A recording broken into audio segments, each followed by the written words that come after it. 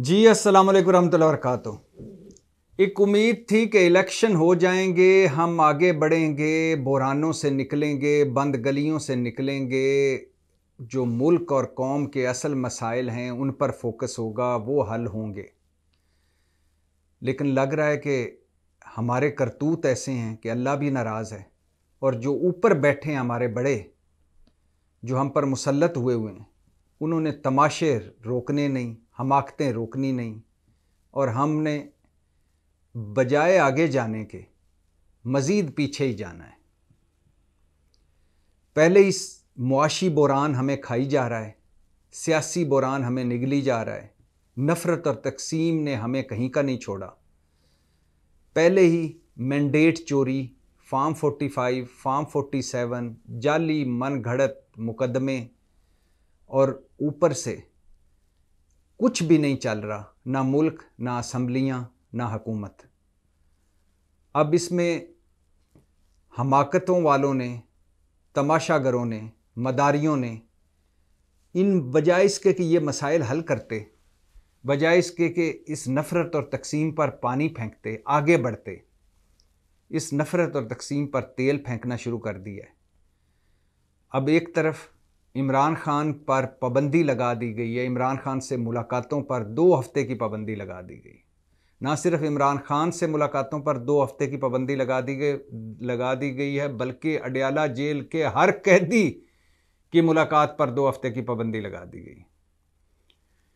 और ना सिर्फ इमरान खान से मुलाकात पर कोई, मतलब इमरान खान से कोई मुलाकात नहीं कर सकता 2 हफ्ते, बल्कि अडयाला जेल के बाहर गेट 5 पर जो मीडिया कवरेज होती थी उस पर भी पाबंदी लगा दी गई। अब इस कहानी के, इस मखौलिया कहानी के 2 रुख हैं। एक तो ये है कि चंद दिन पहले 3 दहशतगर्द पकड़े गए और उन दहशतगर्दों से बारूद, असला और अडयाला जेल का नक्शा बरामद हुआ, और कहा गया, बताया गया कि ये 3 दहशतगर्द अडयाला जेल को तबाह करना चाहते थे। हमने इनको पकड़कर अडयाला जेल को एक बड़ी तबाही से बचा लिया।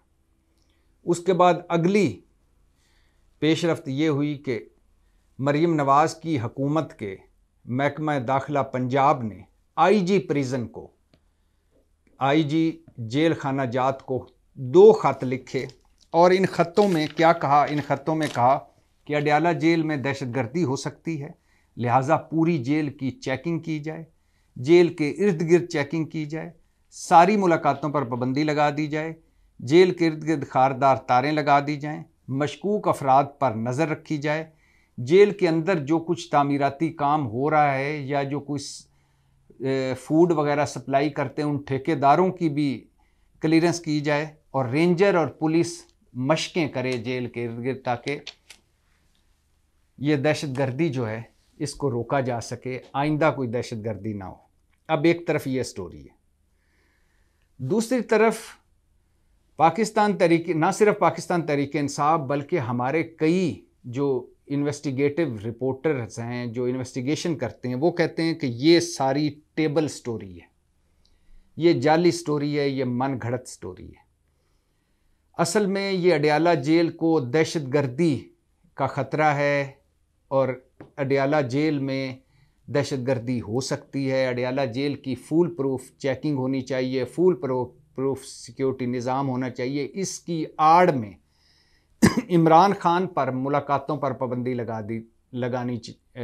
लगाई जाने की ख्वाहिश है, जो लगा दी गई है, कि ये सारा कुछ इसलिए किया जा रहा है कि इमरान खान से कोई मिल ना सके।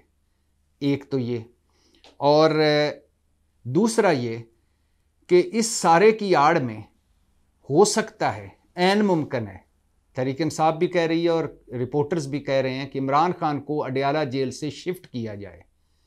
अब एक ऑप्शन ये भी सोचा जा रहा है कि बनी गाला, और एक ऑप्शन ये भी कि पंजाब की किसी और दूर दराज की जेल में, ताकि ना कोई वहाँ पार्टी सियासतदान तहरीक इंसाफ का पहुँच पाए, ना आसानी से मीडिया पहुँच पाए, और अडयाला जेल में पाबंदी लगाने से जो कोर्ट के आर्डर से हाई कोर्ट के आर्डर से, इस्लामाबाद हाई कोर्ट के आर्डर से जो आते थे लोग वो ना मिल सकें।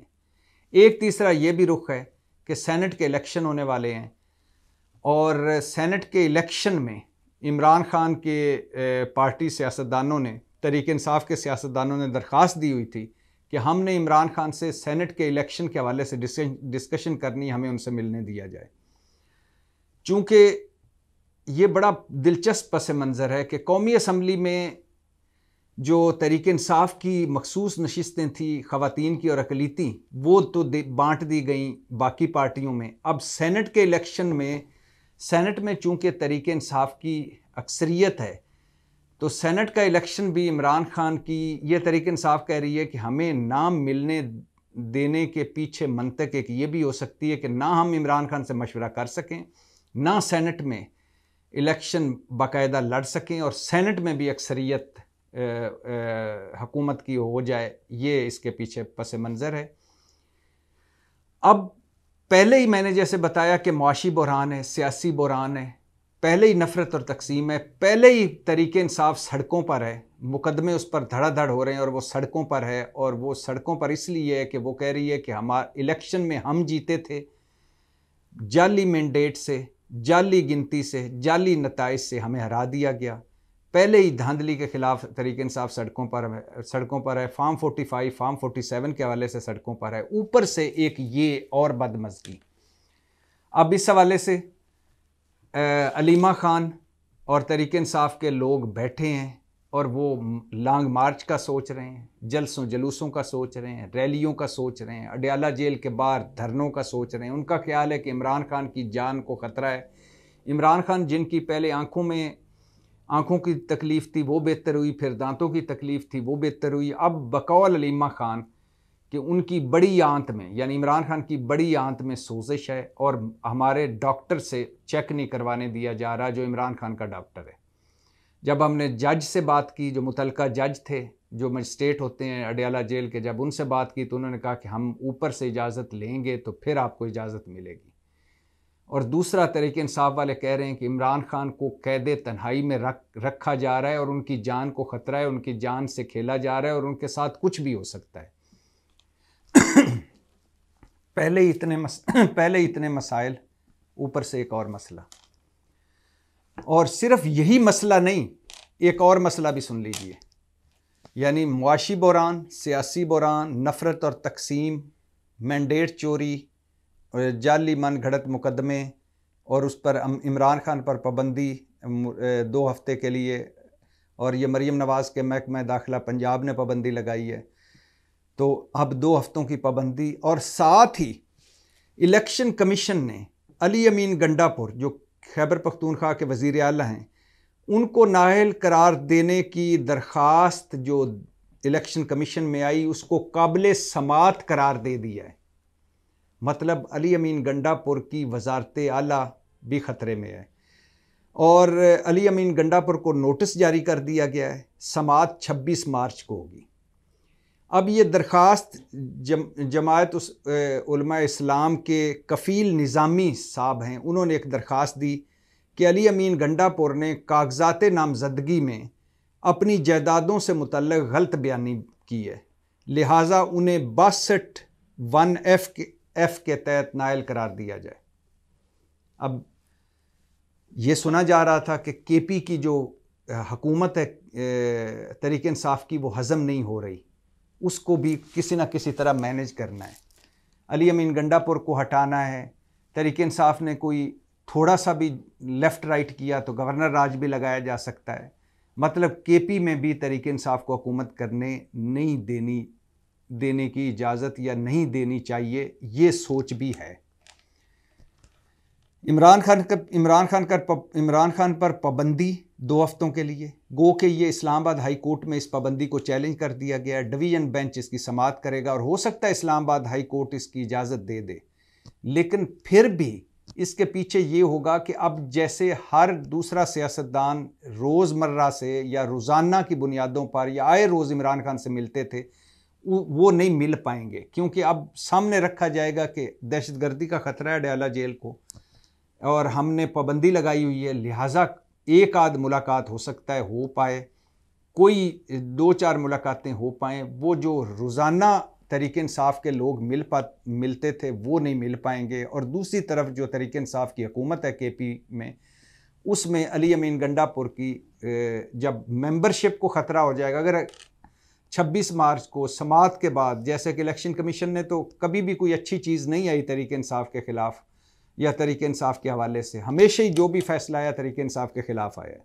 खा वो बल्ले का फ़ैसला हो, खा वो इंट्रा पार्टी इलेक्शन का फ़ैसला हो, खा वो तोशाखाना का फ़ैसला हो, खा वो ममनुआ फंडिंग का फ़ैसला हो, खा वो इलेक्शन तारीख का फ़ैसला हो, खा वो KP और पंजाब की असम्बलियों के इलेक्शन का फ़ैसला हो, खा वो मरकज़ का फ़ैसला हो, खा वो इलेक्शन कमीशन के हवाले से जो तौहीने इलेक्शन कमीशन लगी हुई है तहरीक इंसाफ के लोगों पर, उसका केस हो, कोई भी तहरीक इंसाफ के हक़ में फ़ैसला नहीं आया अभी तक, एक आध के अलावा इलेक्शन कमीशन से। तो ये एक दरख्वास्त जाना, उसको काबिल समाअत करार देना, और उस पर अब 26 मार्च को समाअत होगी।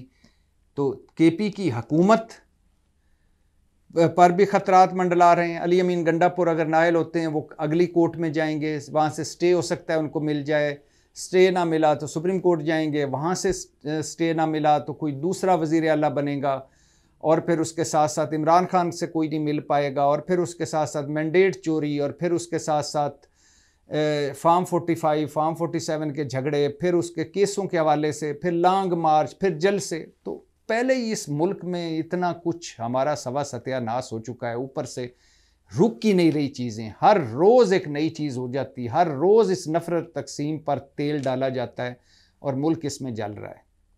अब अलीमा खान और कहानी सुना रही हैं, वो कहती हैं कि हमसे बहुत से लोगों ने राब्ते किए हैं और कहा है कि आपको जेल से निकाल दिया जाएगा, आपको बनीगाला शिफ्ट किया जाएगा, बस चुप करके बैठ जाएं।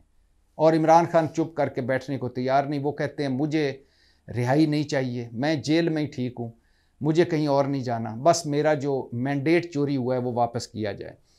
और जैसा कि कहा है कि अलीमा खान ने कहा है कि इमरान खान की जान को ख़तरा है, ये इमरान खान को मार ना दिया जाए इस सारे चक्कर में। इमरान खान कि जो पहले बीमार हैं, मज़ीद उनको उनकी जान को ख़तरा है। और इसी हवाले से अलीमा खान ने यह भी कहा कि हम जो कोर कमांडर हाउस लाहौर के मुकदमे में हम नामज़द हैं, हम रोज़ जाते हैं, कभी जज नहीं आता, कभी तफ्तीशी नहीं आता, 9 महीने से हम रुल रहे हैं, केस ही आगे नहीं चल रहा। और जब इस केस की बात करें जो आगे नहीं चल रहा, तो साथ साथ ये भी बताता चलूं कि 9 मई के हवाले से इमरान खान के जो 6 केसों की समाअत थी वो भी नहीं हो सकी। बुशरा बीबी की जो जाली रसीदों की समाअत थी वो भी नहीं हो सकी। वजह यह कि बुशरा बीबी और इमरान खान को वीडियो लिंक के ज़रिए पेश किया जाना था। बुशरा बीबी हैं बनीगाला में कैद हैं, इमरान खान अडियाला जेल में कैद हैं। समाअत होनी थी इस्लामाबाद की एक लोअर कोर्ट में, और वहाँ वीडियो लिंक से दोनों ने पेश होना था। बहाना बना दिया गया कि इंटरनेट ख़राब है। अल्लाह अल्लाह खैर सल्ला। एक तरफ ये है, दूसरी तरफ मुकदमे बन रहे हैं। शुएब शहीन पर मुकदमा बना है जो अभी मुजाहरा किया उन्होंने, शेर अफजल मरवत पर मुकदमा बन चुका है, लतीफ़ खोसा पर है, सलमान अकरम राजा पर है, 1000 के करीब नामालूम अफराद, यानी उसमें कोई भी पकड़ा जा सकता है, इस्लामाबाद और लाहौर में उन पर मुकदमे हैं। और साथ साथ FIA ने ख़त लिखा है स्पीकर कौमी असम्बली को कि शानदाना गुलजार जो हैं, जो मेंबर कौमी असम्बली बन गई हैं, उन्होंने रियासत के ख़िलाफ़ नफ़रत फैलाई है, लिहाजा हम उन्हें बुला रहे हैं, अगर वो ना आई तो उन पर मुकदमा कायम किया जाएगा। एक ये भी है, यानी नए मुकदमे भी बन रहे हैं, नए केस भी बन रहे हैं, और ऊपर से नए इशूज़ सामने आ रहे हैं। इधर मुलाकात पर पाबंदी, उधर KP की हुकूमत के हवाले से ख़तरात, उधर मैंडेट चोरी, उधर नफ़रत और तकसीम, उधर सियासी बहरान, उधर सारे मामले अदालतों में, और हमारे असल मसाइल मईशत, और हमारा असल घर में दाने नहीं हैं, मुल्क कर्ज़ों में जकड़ा हुआ है, बुरा हाल है। तो अजीबो गरीब सूरत हाल है। लग नहीं रहा कि हमने कुछ अपनी गलतियों से सीखा है। किसी तरफ भी नहीं लग रहा कि किसी ने कुछ अपनी गलतियों से सीखा है। किसी तरफ भी नहीं लग रहा कि किसी ने अपनी अना, अपनी ज़िद, अपने झगड़ों को मुल्क से छोटा किया है। किसी तरफ से भी ऐसा नहीं लग रहा कि कोई ये आग बुझ जाएगी। इस आग पर मज़ीद पानी फेंका जा रहा है और ये सूरत हाल इतनी ख़राब होती जा रही है कि अब अगर उधर मौलाना साहब जो हैं वो भी लॉन्ग मार्च के लिए तैयार हैं, वो भी कह रहे हैं कि मैं लॉन्ग मार्च करूँगा, उधर GDA और ANP और बाकी जमातें भी धांधली खिलाफ सड़कों पर हैं, उधर पाकिस्तान तहरीक इंसाफ के हवाले की मुश्किलात कम ही नहीं हो रही, बढ़ती जा रही हैं, वो भी सड़कों पर हैं। तो पता नहीं इस मुल्क का क्या बनेगा, क्या होगा, कब कोई इस मुल्क के लिए सोचेगा, कब हम इन बंद गलियों से निकलेंगे, कब अपनी ज़िद्दें, अनाएँ और झगड़ों को इस मुल्क की खातर साइड पे रखेंगे। मरीम नवाज़ साहबा, आपको पता है इंतकामी सियासत या हमेशा से एग्रेसिव सियासत या हमेशा से तरीके इंसाफ के हवाले से उनका क्या ख्यालात हैं वो भी आपको पता है। अब वो वज़ीर आला पंजाब हैं, ऊपर शहबाज शरीफ हैं, लिहाजा कहीं भी कोई ऐसी उम्मीद नज़र नहीं आ रही कि हम आगे बढ़ सकें, ये मुल्क आगे बढ़ सके। पाकिस्तान जिंदाबाद।